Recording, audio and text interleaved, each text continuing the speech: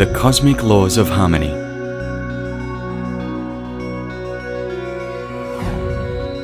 The world that we live in is governed by the laws of nature, which maintain all of the surrounding in a state of perfect harmony. These laws guarantee immutability of all life processes in this ever-changing world. But why and for what reason do these laws exist? Are they accidental, or do they have a reasonable legislator?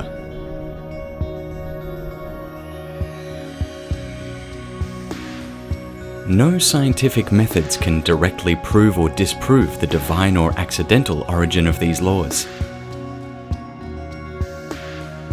One can only result in logical arguments in favor of one or the other approach. However, it is better to analyze these concepts one by one and look at the prospects for human evolution to which these two different models of origin of the world and laws lead.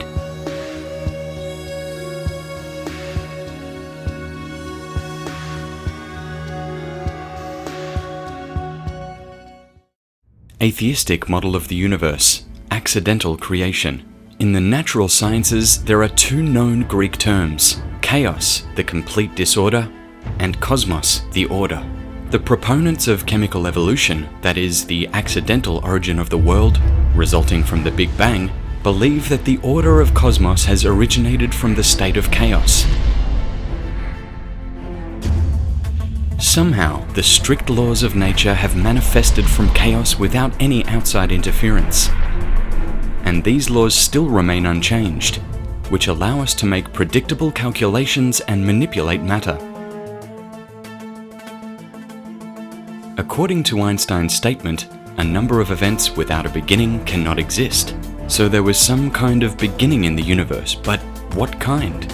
A coincidence or a reasonable creative impulse?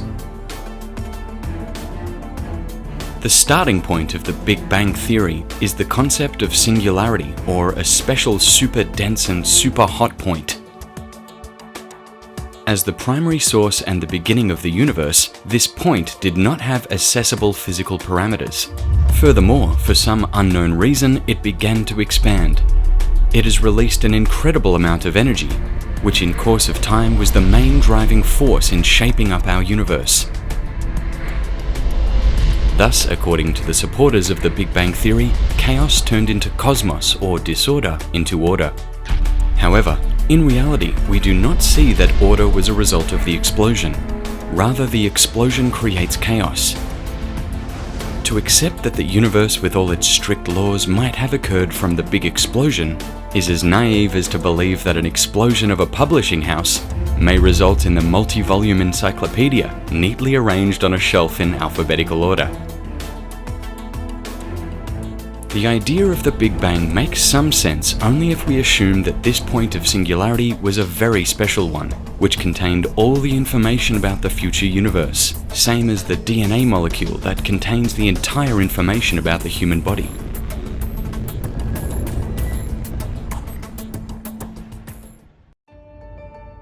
In Darwin's time, scientists believed that the cells are simple bubbles filled with chemical elements without any orderly structure.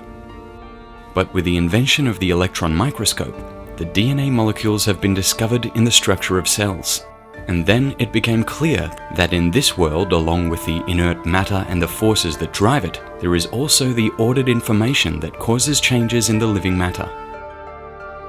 It is estimated that a single cell contains more information than the 30 large volumes of the Britannica Encyclopedia. The information in the tightly packed structure of the DNA is similar to well-written sentences or computer programs. Everyone knows that any computer software has its own programmer and it can't appear from nowhere. However, with regard to life in the universe, science cannot accept that there is the higher intelligence, which invests the information into matter.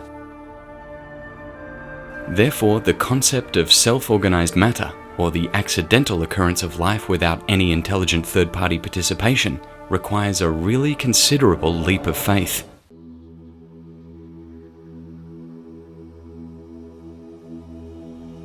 If we accept that life and the universe came into being by chance, without any objective meaning, then in this case people would have to artificially invent the purpose of life to make their existence somewhat meaningful and worthwhile.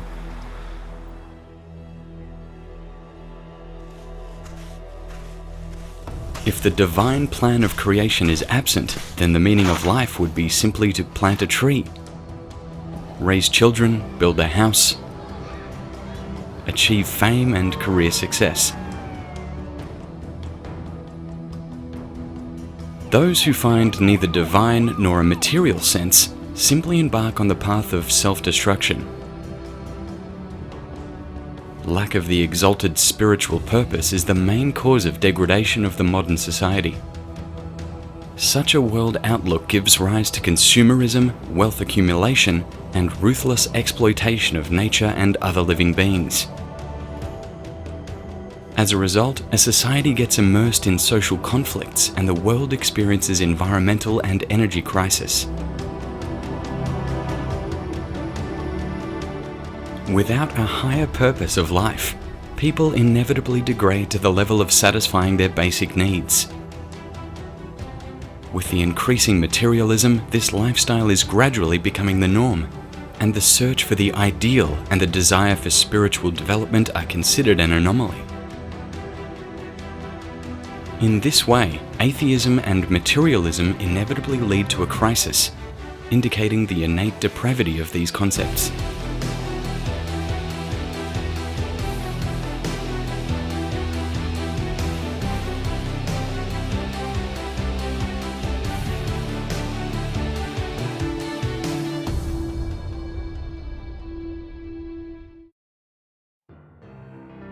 Intelligent universe. If we consider a scenario of the intelligent creation, in this case, instead of an abstract point of singularity, the cause of all creation is the superintelligent personality who implements step by step his reasonable plan. In this case, matter develops progressively according to a predetermined plan, without any element of chance. And the word cosmos, that in Greek means order, now finds its original meaning.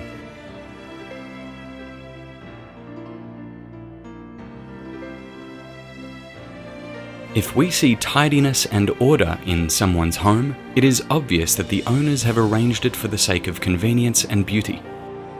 The most frequently asked question about intelligent creation is, if the Creator is the cause of all the creation, then what is the origin of the Creator himself? On the one hand, this is a perfectly reasonable question, but on the other hand, it can go on non-stop, because any reason is a consequence of another preceding deeper reason. Therefore, from the cause and effect point of view, this question remains unanswered forever. And it is the basis of Gnosticism, which is the concept that the world is fundamentally unknown or unknowable. The search for the original cause of all is quite reasonable, but since this research is undertaken in the parameters of ever-changing matter and our mind, limited by the clichés and stereotypes, we quickly come to a dead end. To solve this problem, one needs to approach a higher authority.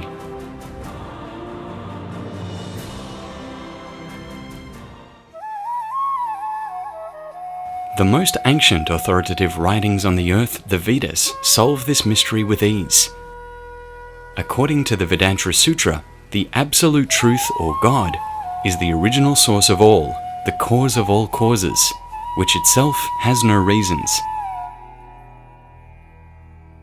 Thus, in the case of intelligent creation, the element of chance is completely eliminated, and it means that everything is developing according to the planned scenario.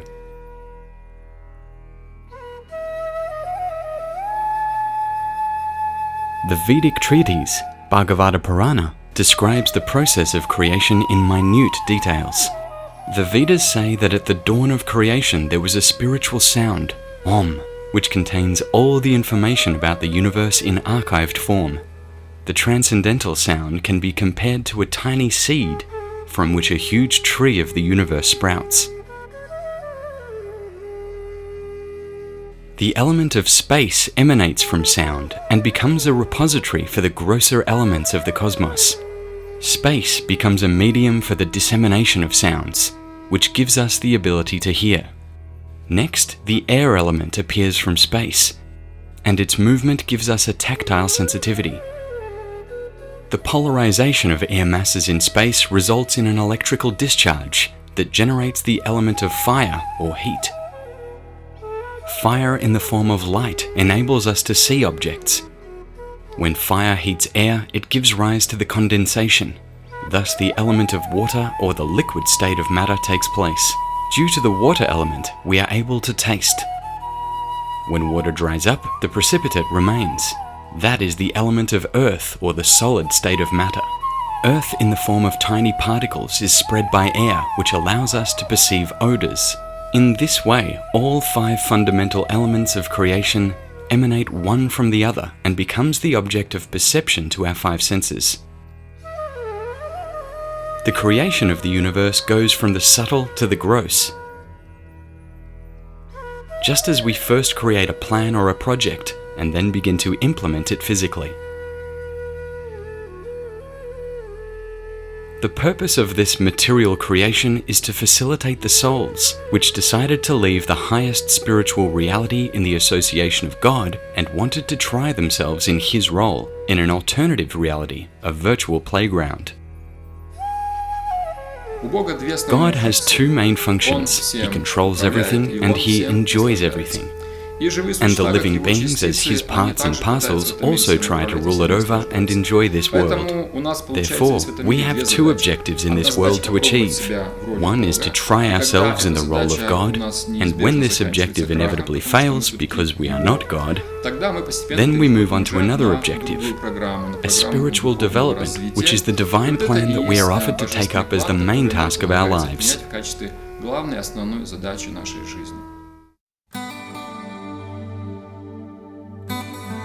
The moral consequence of the intelligent creation idea is that people aim at their highest values of life that make them simple and sublime. Such spiritually motivated people are trying to follow high principles of morality that they perceive as the divine will, and not just as rules of etiquette for the sake of public order. The spiritual value system encourages people to strive for perfection in all respects. Such people do not want to exploit the resources of material nature, but instead focus on building a harmonious relationship with the environment. They see not only national and cultural differences, but also a spiritual unity, which is the basis of respect for each other.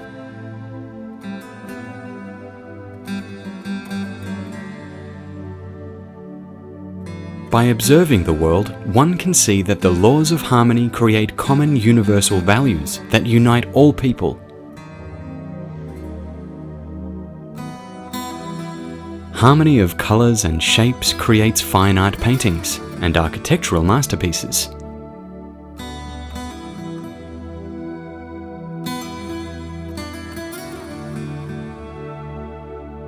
Harmony of sounds creates music.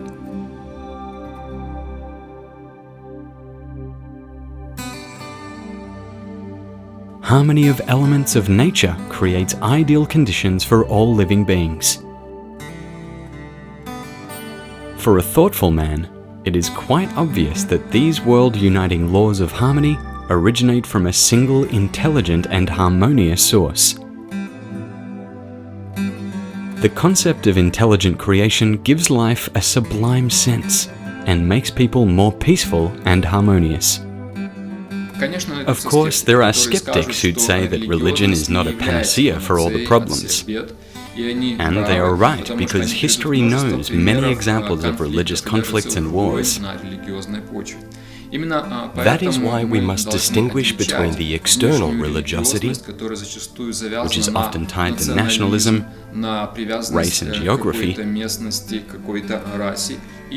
and true inner spirituality. And the ability to distinguish comes from the spiritual knowledge and not just faith. That is why we again and again keep referring to the Vedas as non-confessional, non-sectarian, universal knowledge for everyone.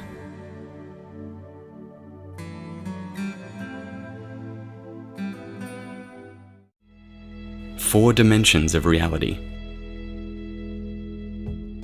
According to the ancient Vedic texts, the human activity occurs in 4 dimensions: physical, intellectual, social, and spiritual.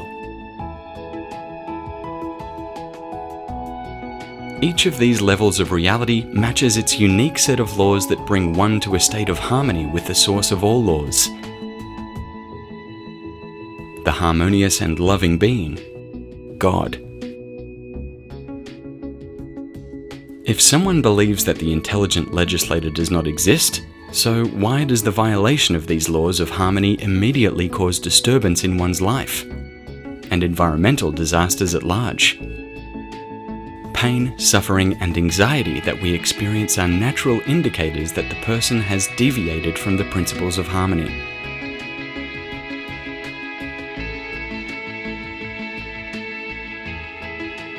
If it wasn't for the higher controlling intelligence, then why does violation of the laws bring reactions? And how can blind and devoid of intelligence nature hold us responsible for our own destiny?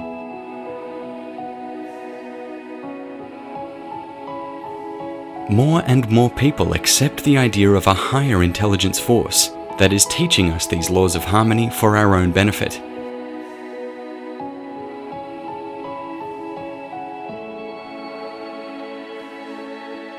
Let us return to the 4 levels of reality in which human life takes place and see how they are interrelated with each other.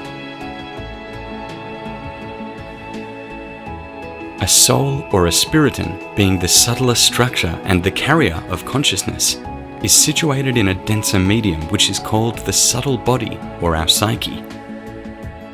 The requirements of the subtle body are emotions and information that we exchange with each other.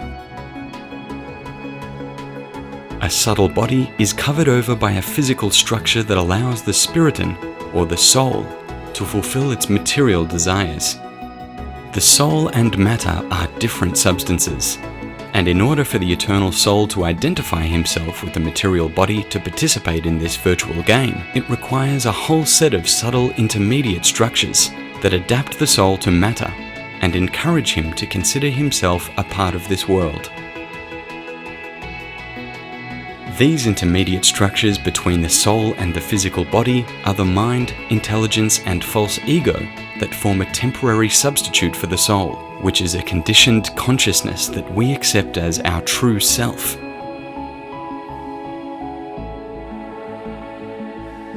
A subtle body can be compared to a computer software that connects the user with a computer system and creates an illusion of the actual presence in the computer, while performing various tasks or playing games.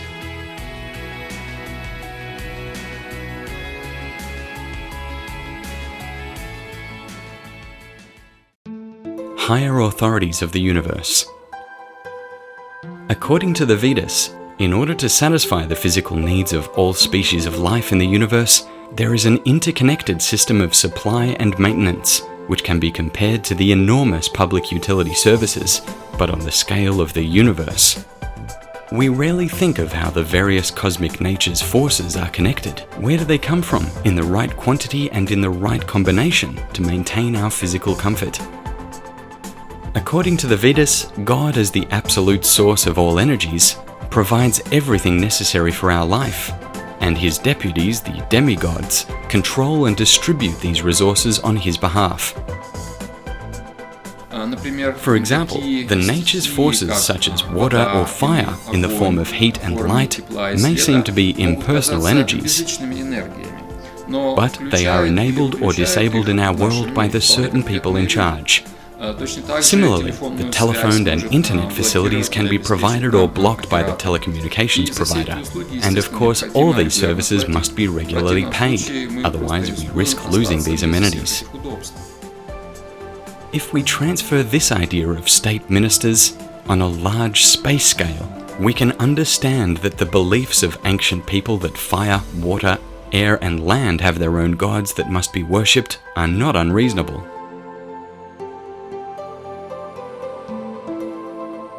But the big question is, why do we not see these demigods, the space ministers, There are two reasons: physical and moral. Our gross physical senses have a very limited range of perception, and demigods are the beings of a higher dimension. Therefore, they can see us, but we can't see them. We perceive this physical reality by our three-dimensional senses, and only partially.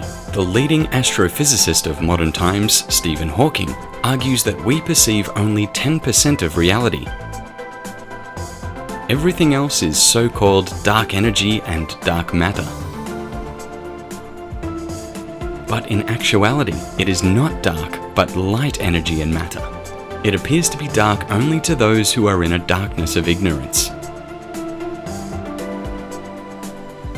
The moral reason is that we cannot see the higher world of the demigods with our low level of consciousness. For example, the administrator of a forum website has access to all the sections and monitors of the participants, but a guest sees only those pages that he has access to. The restricted sections of this virtual reality are not visible for him, and he may not even guess about their existence. If this user establishes a trusting relationship with the administrator of the forum, he may get an access to other levels of virtual reality that existed before, but were not available.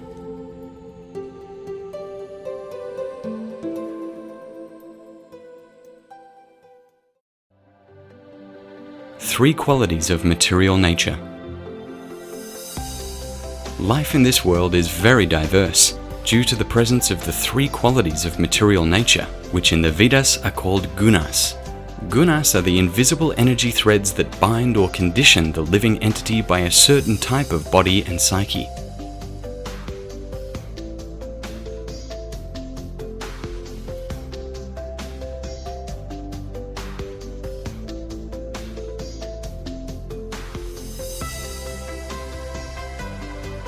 There are three gunas or modes in total: goodness, passion, and ignorance. The combination of these modes in different proportions generates a great variety of events, tastes, and moods. The three modes influence the entire creation, from microcosmos to macrocosmos.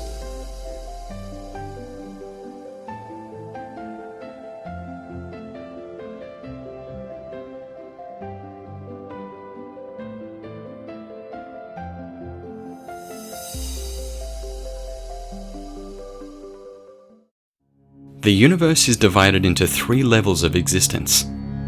The higher planetary systems are under the influence of goodness and are the abode of the demigods and great sages.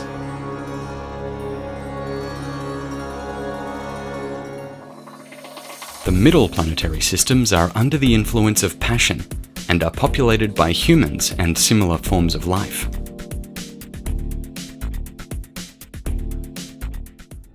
The lower planets are inhabited by demoniac living beings that are technologically superior to humans, but from a spiritual point of view are not developed.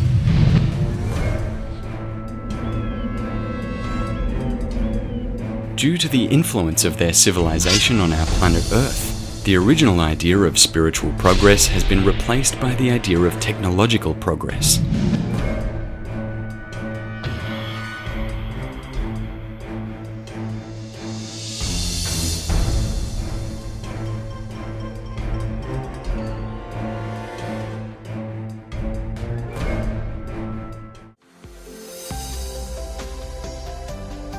Despite the fact that mostly the human society is dominated by the mode of passion, the other modes are also present and give rise to different lifestyles.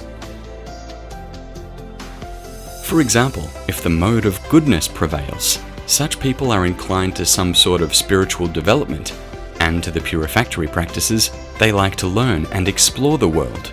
They try to avoid unnecessary violence, and in the matters of nutrition, prefer vegetarianism. They are respectful and tolerant, helpful and charitable.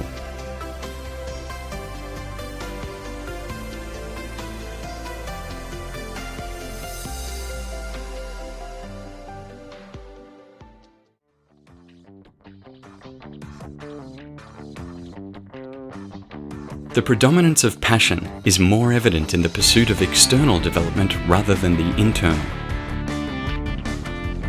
Such people like externalities. They like making an impression on others.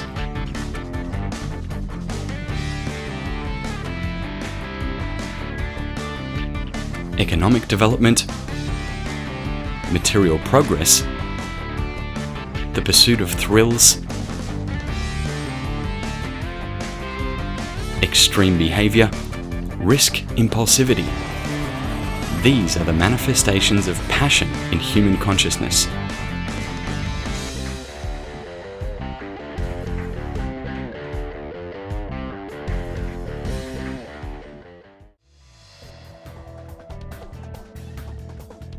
Under the influence of ignorance, a person manifests qualities such as tardiness, laziness, tendency to sleep long hours. He is not interested in any kind of development. Ignorance pushes him to degradation and time wasting.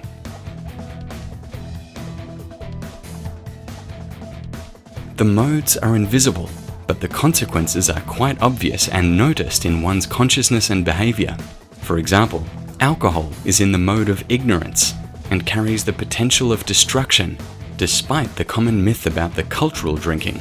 Just look at one's condition after he has drank from the beautiful bottle, and it becomes clear that alcohol is a product of ignorance.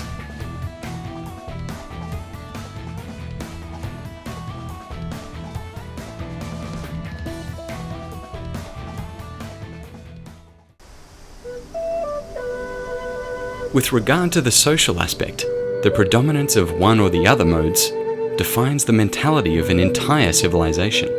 Civilization in ignorance cares only for the physical survival and procreation. Such people can live in harmony with nature, but they are not aware of the highest spiritual goal of life. Therefore, their way of life is not much different from the life of animals. Their rituals are primitive and traditions are violent.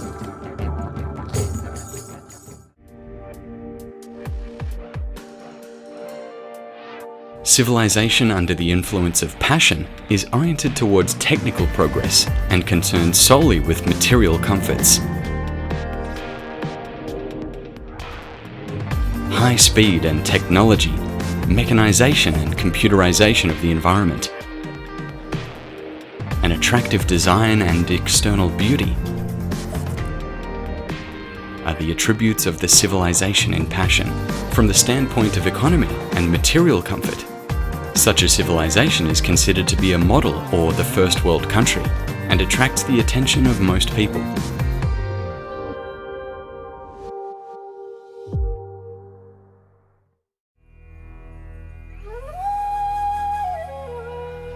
Civilization in goodness cares about the progress of man and not machines, and helps one to focus on one's spiritual goals.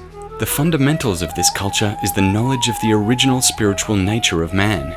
Therefore, it aims to developing spiritual qualities and divine consciousness. The criterion of success in the Western countries is the consumption of goods and services in ever greater amounts and external comfort, whereas the standards of spiritual culture are simple living and high thinking.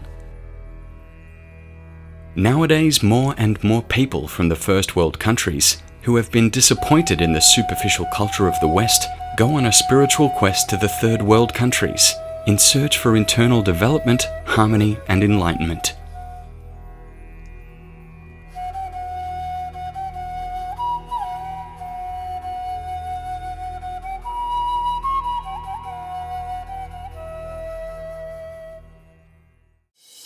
The modes are also evident in the professional orientation of people. Predominance of goodness means that a person is more attracted to teaching, counseling, science research, and spiritual practices. The Vedas call such people the Brahmins, or those who know the spiritual nature of reality. The mode of passion makes one more active externally and pushes to activities such as politics and governing. These people are called kshatriyas, or protectors of society. They have congenital organizational skills and leadership qualities. mutual influence of the modes of passion and ignorance inclines a person to business and trade. They are the bakers and businessmen. The Vedas call them Vaishyas. These people know how to increase their capital and are prone to hoarding. Influence of the mode of ignorance motivates one to be a laborer or a skilled or unskilled worker, acting in the sphere of services and entertainment. This type of people is called Shudras, those who serve the rest. People whose profession is associated with goodness bear the ultimate responsibility to society. The professions under the influence of ignorance involves minimum liability. It should be understood that the modes do not indicate the degree of one's intelligence, but rather the nature of one's interaction with other people in the course of professional activity. Originally, the Brahmins were the intermediaries between man and God, and the conductors of higher knowledge in human society. Teachers, mentors, spiritual and intellectual leaders of society. In this way, they were regarded as the highest social group.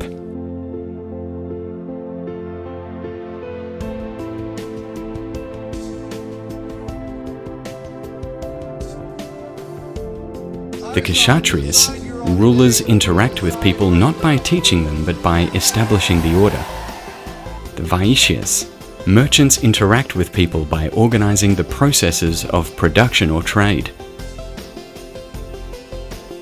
The Shudras, workers, spend most of their time simply interacting with inert matter. This is why it's considered that their activities take place under the influence of the mode of ignorance. Spiritually, they are all equal and can serve God by devoting their talents and abilities to Him.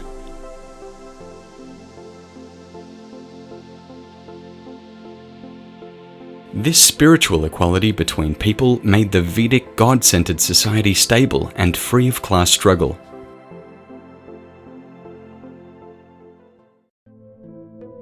Three gunas bring diversity even in those areas that are already under the domination of one of the gunas. For example, all plants are in the mode of ignorance, but the ones that give useful fruits have an admixture of goodness. Those that only bloom beautifully but do not bear fruit have an admixture of passion, and those that do not give flowers or fruit are in the mode of ignorance. Among animals, a cow is in the mode of goodness because everything that she gives to people is vital and useful. Even cow dung has the antiseptic properties, which is why in India the cow is considered the most benevolent and sacred animal.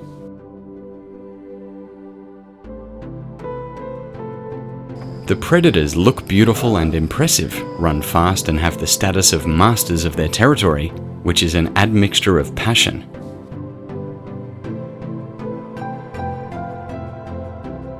The slow-moving animals such as cats, sloths, and animals that lead parasitic existence are under the predominant influence of the mode of ignorance.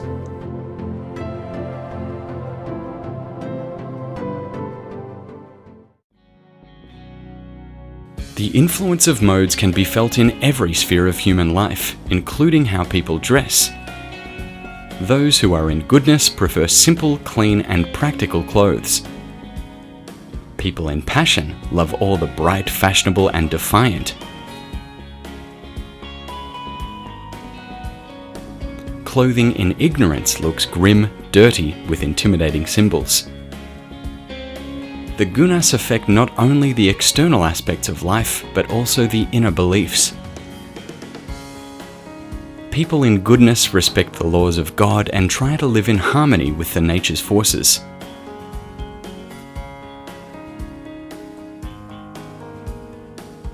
People in passion abide the laws only at the level of nature and social relations, while neglecting the higher laws.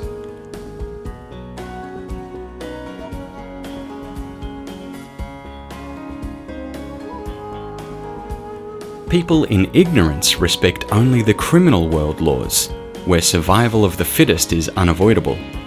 The moral laws, and especially the laws of God, are not held in high esteem. All people follow some laws, but depending on the modes, they understand and accept the laws at different levels.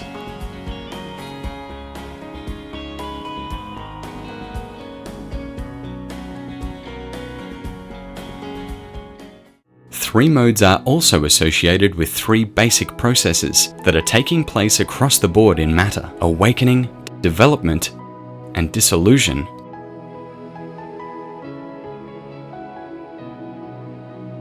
Beginning with human daily activity and ending with the foundation, development, and collapsing of entire civilizations.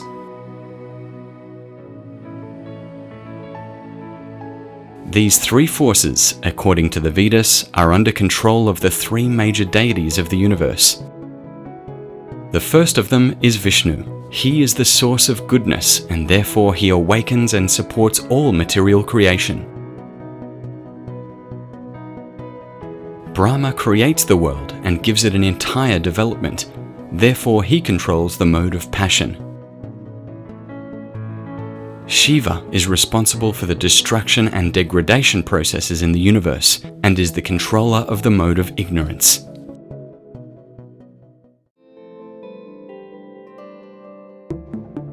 Observing such a pervasive presence of the modes, one may pose a question whether the influence of the modes on a particular person is permanent, unchangeable, predetermined by fate, or something that one can change. According to the Vedic concept of karma and reincarnation, we carry over a certain conditioning from our past life. In other words, we spend today what we have earned yesterday. Therefore, partially, the combination of modes is already predetermined at birth. But since a material life is ever-changing under the influence of time, various changes in life are quite possible in the direction of progress as well as towards degradation. Therefore, despite some inherent tendencies, it is possible to choose the effect of higher modes, and this is the primary responsibility of a civilized man. We all want to improve the quality of our life, but unfortunately we think only in economic terms. We'd love to have more money, more facilities, and more comforts. However, the Vedas state that improvement of the quality of life primarily means changing the modes that we are affected by, regardless of the economy.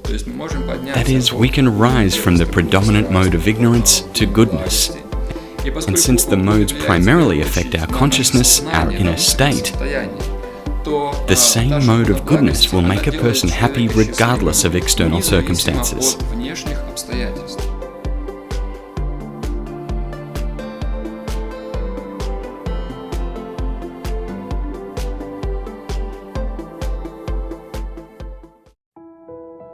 Three elements of habitat.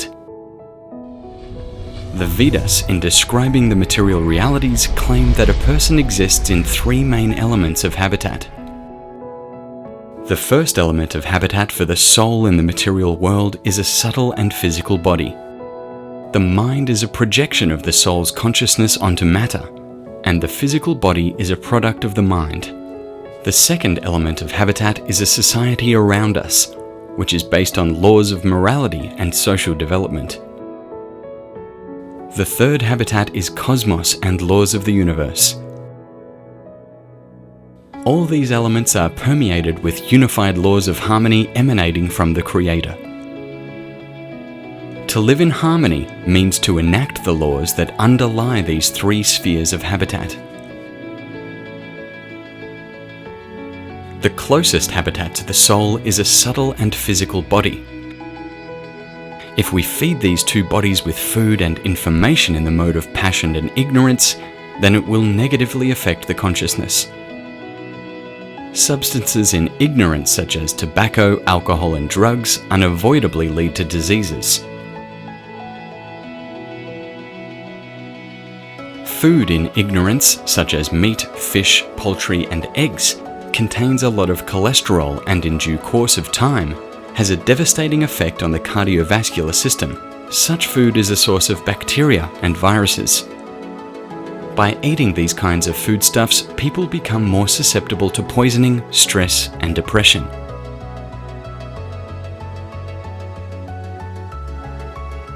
If a person constantly fills one's subtle body with the negative information such as aggressive action movies, horror, erotic films, or computer games, it will be disturbed by strong material desires, fears, and baser emotions which lead to stress, depression, neuroses, and obsessions. If we nourish our physical body with pure and healthy food in the mode of goodness, it will be healthy. Our psyche becomes stable if the mind receives proper association and information in the mode of goodness. The second element of habitat is a society, which reacts immediately to the violation of its laws. The principles of harmonious relationships with other living beings are addressed in all the sculptures of the world. For example, in the Bible there are the commandments: do not kill, do not steal, do not bear false witness, do not commit adultery, and others. What happens to a person who always cheats, steals, commits violence, and insults others? In doing so, he very quickly loses trust and respect of others, and as a result may even lose his freedom for such a conduct. Therefore, a society around us, as well as our own body, requires us to follow the laws of goodness, that is, compliance with the rules of relationships and human morality.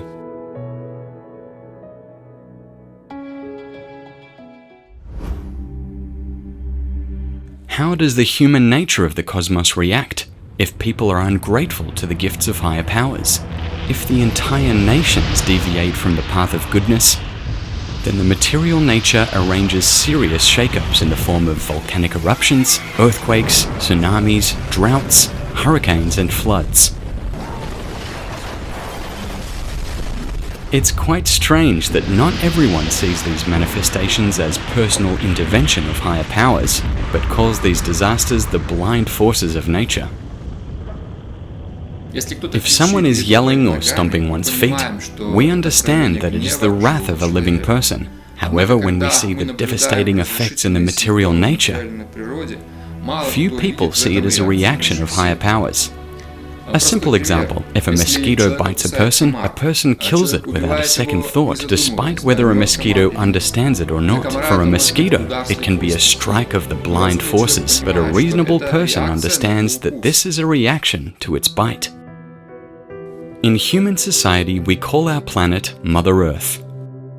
However, at the same time, we drill wells into the Earth's body, change the river's direction, pollute water and air, and mercilessly cut down forests. In doing so, people inevitably inflict the natural disasters that are Mother Earth's reaction.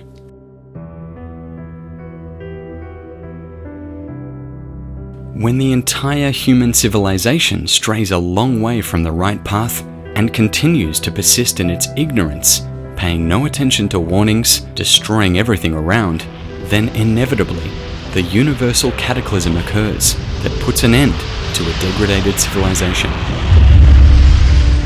Thereafter, a new cycle of universal creation begins, and the living beings are given ideal conditions and a new chance for a harmonious life. The stages that the universe goes through can be compared to a PC operating system, which gradually accumulates errors and starts working slower and slower. Eventually, it fails, and the user must reboot or reinstall the entire operating system.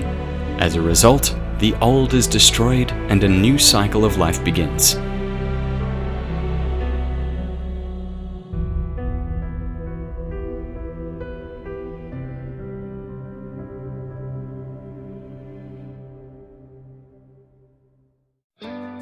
Four pillars of goodness. So, what constitutes the mode of goodness, which allows one to be in harmony with one's mind and body, as well as other living beings and the world in general? The Vedas say that the mode of goodness has four pillars: compassion, purity, control of the senses, and truthfulness. The practical embodiment of mercy is a commandment, "Thou shalt not kill." But nowadays, for some reason, it only applies to humans, not the animals, although Jesus said that we should have love for our younger brothers. The principle of mercy is used quite selectively. For example, we love cats and dogs, calling them our friends, but ruthlessly slaughter cows. Such a strange, selective mercy. Actually, the real mercy begins with what we eat. Therefore, adopting a vegetarian diet is one of the first steps on the path to genuine mercy and development of goodness. The second pillar of goodness is the principle of cleanliness. As the proverb goes, cleanliness is next to divinity. There are two kinds of cleanliness, external and internal. External cleanliness is a daily hygiene. The Vedas recommend a person to get up before sunrise and take a shower.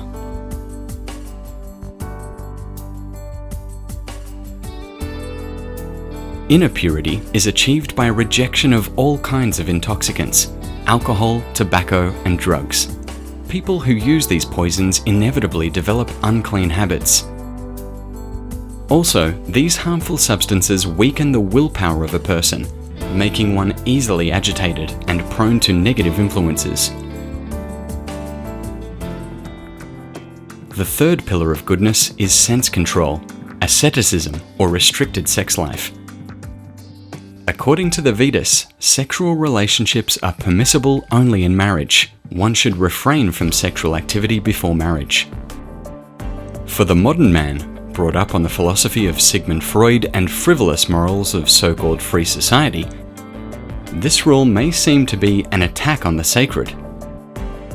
According to the teachings of Freud, humans are deeply sexual, and if we do not implement this energy through carnal love, this energy will at best be sublimated into creativity or spirituality, and in the worst case, this energy will become a source of unconscious aggression and anger. In this way, sexuality becomes the primary activity, and spirituality and creativity are considered as secondary areas, which are directed by the transformed sexuality. But the Vedas give us a completely opposite picture. Humans by nature are deeply spiritual, and if we do not implement our spiritual potential, this energy of love of God will transform into mundane lust. Kundalini, or the vital corporeal energy, moves from the higher to the lower chakras, and the person simply turns into an animal, not literally but in terms of his desires and aspirations. However, it's a fact that even animals use the sexual instinct solely for procreation in particular seasons. Therefore, a person with the help of a higher consciousness is able to overcome this animal instinct by cultivating the highest culture and the spiritual taste. The yoga practice is recommended in this regard to purify the energy of divine love in our heart from carnal lust. But the transformation of lust into love is not such an easy task, and in fact is a lifelong business. Nevertheless, it is a primary task of a human being. The fourth pillar of goodness is the principle of truthfulness. Truthfulness is destroyed by deliberate lies and gambling. There are so many unintentional lies in the education system when scientists and teachers quite frankly falsify the history of mankind by teaching the children a completely unscientific and naive Darwinian theory of the origin of man from apes. To be truthful means to accept the truth from a higher source, or God, and live it in accordance with the principles of eternal love and harmony.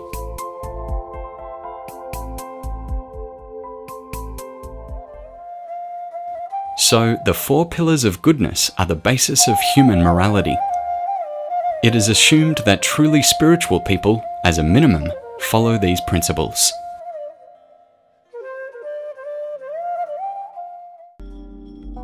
Ten sources of goodness. By disregarding the laws of goodness, a human society unavoidably falls into passion and ignorance, which turns the whole world into hell. However, it can be avoided if people understand the subtle laws of goodness and begin to put them into practice. In this regard, the Vedas offer 10 ways of developing the mode of goodness. 1. The best conductor of goodness is food and water, therefore they must be in goodness. clean water and vegetarian food are an indispensable guarantee of health. The human body consists of almost 80% water, and the quality of water affects not only health, but also the mindset of a person. Nowadays, people drink mostly water contaminated by chemicals. It is best to drink pure spring water, natural herbal teas, or fresh juices. 2. The next source of goodness is a place of residence. A countryside and wildlife are the places that carry the energy of goodness.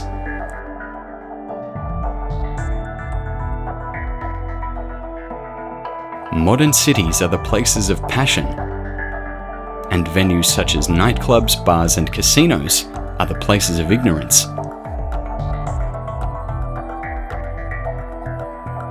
It is not recommended to live near the hospital, factory, prison, or cemetery, as these places emanate negative energy.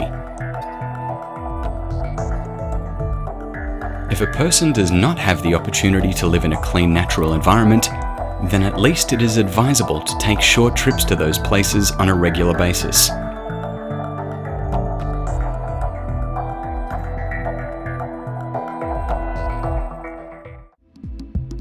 Three, different times of the day also carry the energy of different modes. For instance, in the morning, 2 hours before and 2 hours after dawn is the time for the mode of goodness. It is considered the most auspicious time for spiritual practice, and it gives the opportunity to focus on spiritual truths and values. This power of goodness protects one from the stressful situations and helps to overcome the difficulties of the day easier. During the day, up until the sunset, the mode of passion dominates and pushes people to engage in various activities. After the sunset, the greater effect of ignorance increases, and people are no longer able to be active and to think clearly. If a person doesn't go to bed and watches TV or on the internet till late, it will be very hard for him to get up early in the morning. In this case, a layer of goodness is practically absent in one's life, and a person bounces between the ignorance of the night and the passion of the day without getting any adequate support and protection of goodness.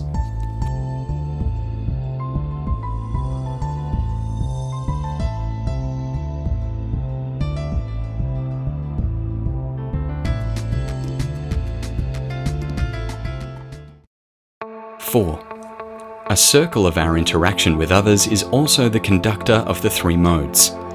Association or interaction in ignorance is an association in a bad company with alcohol drinking. As a result, it drives one to self-destruction or activities harmful to others. Association in passion stimulates one's ambitions and inspires for material development. Association in goodness gives one a correct understanding of life and inspires for spiritual progress.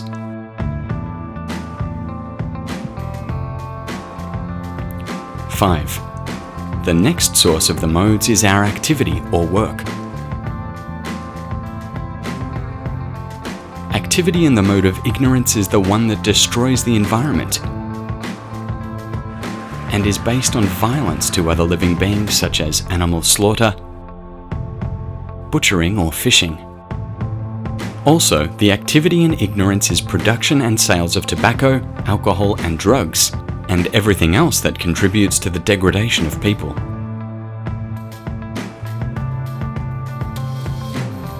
Activities in passion is one that contributes to material progress. Hoarding, gaining popularity and fame, but not due to the degradation of others, but rather through one's own efforts and creativity.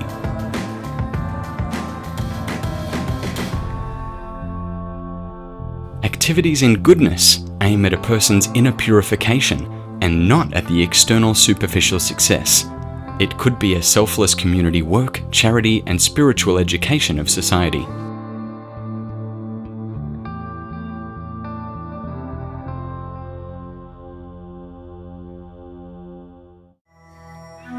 Six, ceremonies, festivals, and rituals have a significant impact on our body and consciousness. Ceremonies and festivals with the bloody animal sacrifices, with alcohol or with invocation of spirits from the lower worlds, are manifestations of energy of ignorance.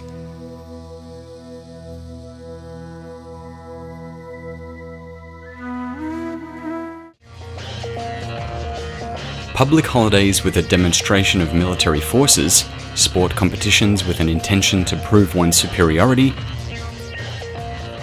as well as all sorts of carnival and public spectacles that emphasize the strength and beauty of the physical body, are the events in the modes of passion.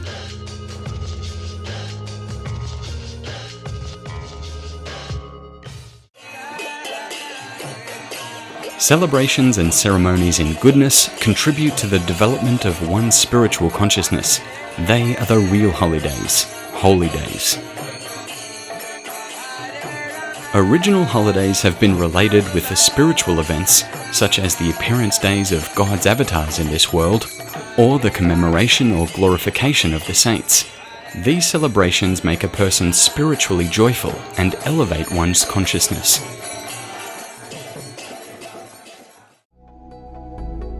Seven.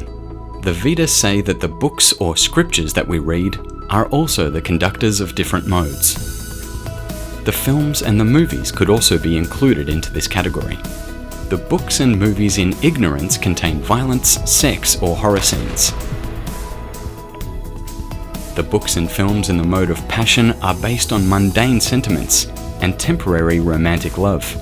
They emphasize the notion of consumerism, external success, and false prestige. The books and movies in goodness remind a person of one's eternal spiritual nature and the ultimate goal of life. They encourage contemplating about the inner transformation and self-improvement. 8. Other sources of the modes are songs, prayers, and mantras that we listen to and sing. Curses, black magic spells, songs and music glorifying violence and stimulating vandalism or other lower emotions carry the potency of ignorance. Prayers for the sake of material welfare and prosperity, as well as popular hits that evoke mundane feelings and worldly attachments, are in the mode of passion. Mantras and prayers, selflessly glorifying God, describing a spiritual reality, songs containing a philosophical and spiritual outlook on life, music soothing and uplifting consciousness, are the conductors of goodness and the spiritual energy.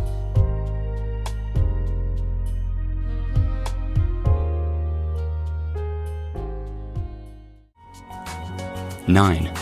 Meditation, daily contemplation, or focused thoughts are another conductor of the three modes of nature. A meditation in ignorance is the thoughts or plans of violence against others. The thoughts implicated by envy, anger, and desire for revenge. Depressive state of mind that brings one to the edge of committing suicide or useless violence.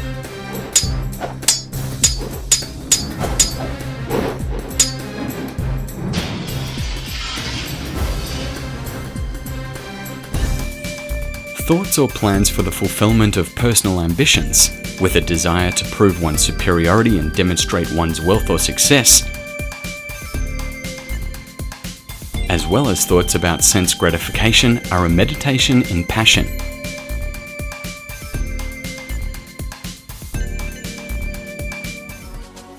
But thoughts and plans for the purification of one's own existence, a meditation which helps to understand the difference between the soul and the body, the inner desire to know God and desire to serve Him, is a meditation in goodness.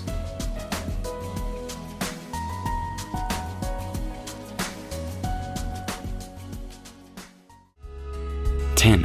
And the final source of the modes is one's birth. A birth in a family of drunken and morally degraded parents is in the mode of ignorance. Upon growing up, these children rarely become prosperous people. Parents who think only of their own passion give birth to children with similar desires in order to continue their dynasties.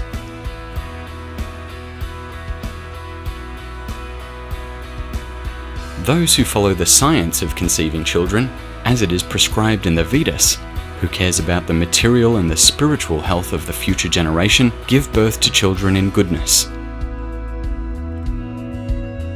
Such parents perform all the necessary rituals before conception, during pregnancy and after childbirth, to make sure that children receive the necessary spiritual purification and impressions that contribute to their inner growth.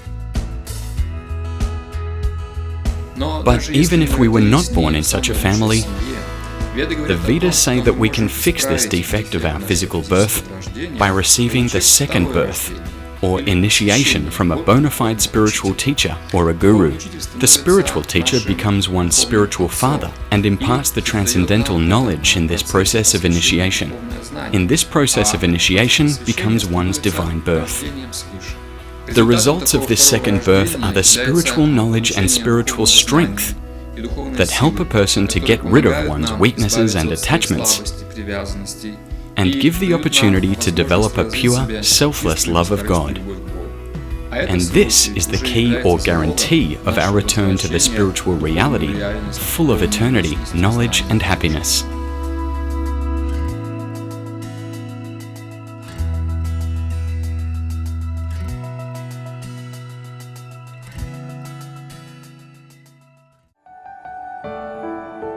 Options for development of humanity.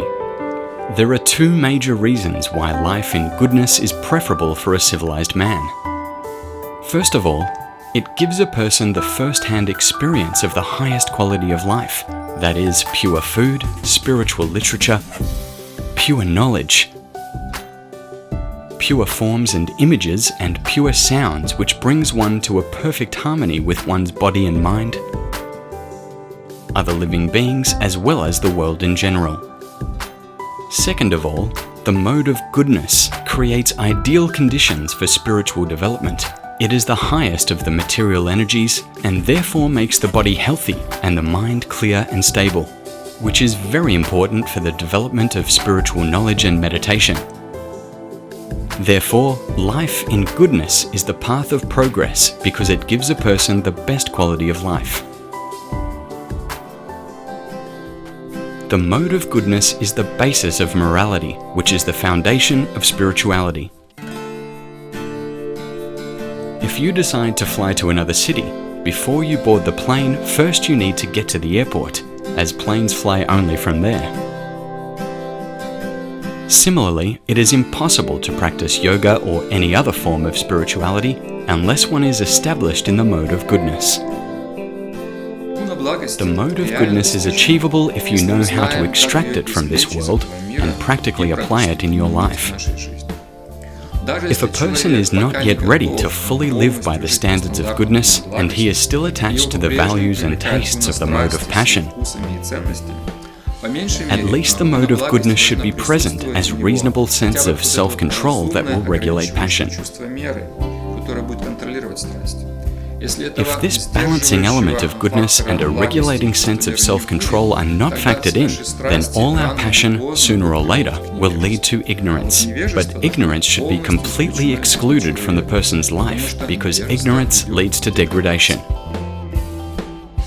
In fact, if a person does not live by the standards of goodness and finds one's satisfaction in passion and ignorance, this is the path of degradation.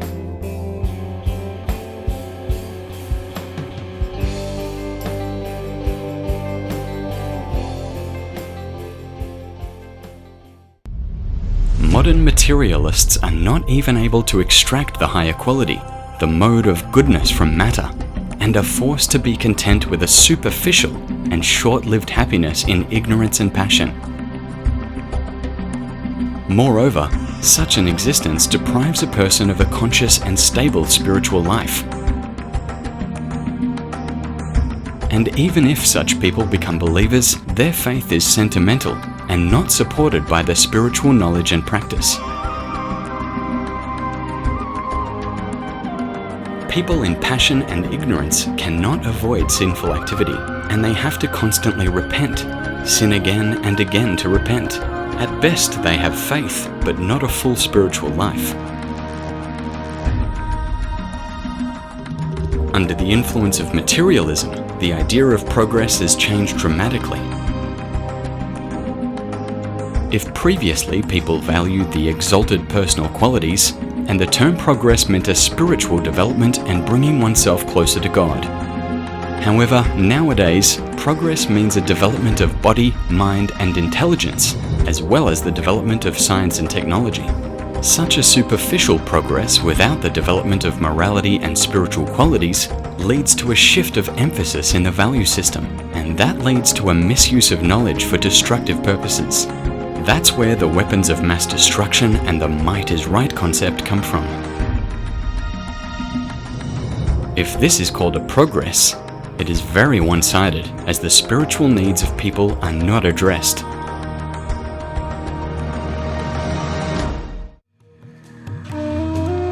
Man is not able to create the fundamental laws of nature. The real laws are unchangeable and valid all the time, everywhere and for everyone. We can only discover them and follow them for the common good. And the more clearly we understand the laws of harmony, the more harmonious our life becomes. And the most important discovery that a person can make is to discover the source of these laws. Where there are laws, there is also the legislator. Laws bring harmony and order in our lives, and the order is a requirement of the individual. The Vedas call the Supreme Person either by the name Vishnu, which indicates the aspect of God's powers, or by the name Krishna, which points to his loving and all-attractive nature. If we do not understand that these laws emanate from the Supreme Person, then life for us is just an incomprehensible sequence of accidents. However, no one can evade these laws, because they are as all-pervasive as God himself.